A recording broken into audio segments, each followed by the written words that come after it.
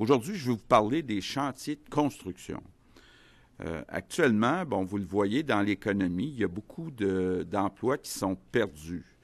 Le secteur privé en particulier là, a des difficultés, donc est obligé de mettre à pied des employés. On essaie, comme on l'a expliqué hier, de mettre en place des mesures pour aider le plus d'entreprises possible. Mais le gouvernement va annoncer dans les prochains jours des projets d'infrastructure qui vont être devancés. Donc, évidemment, là, je peux même vous dire qu'en éducation, en santé, dans les routes, le transport en commun, il y a beaucoup de projets d'infrastructure qui, de toute façon, vont devoir être faits.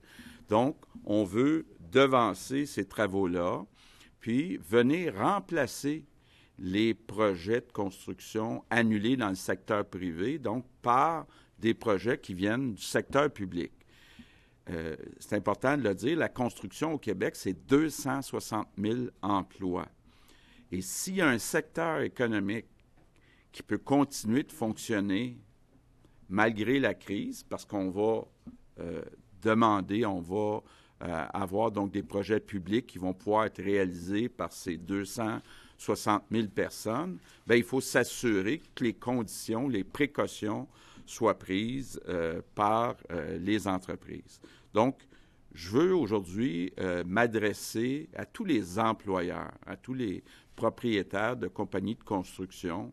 C'est très important, si on veut protéger cette base économique du secteur de la construction, d'offrir aux employés toutes les précautions nécessaires. Concrètement, ce que ça veut dire, c'est qu'il faut que les travailleurs, travailleuses de la construction aient accès à un endroit avec de l'eau puis du savon pour se laver les mains régulièrement.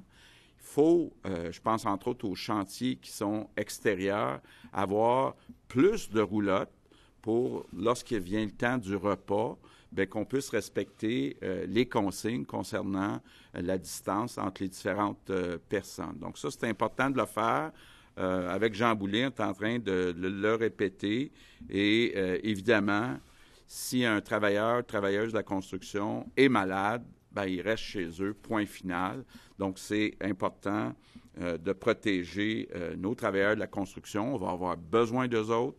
C'est une partie critique de l'économie du Québec qui va pouvoir continuer de fonctionner si on prend les bonnes mesures. Donc, on doit les protéger.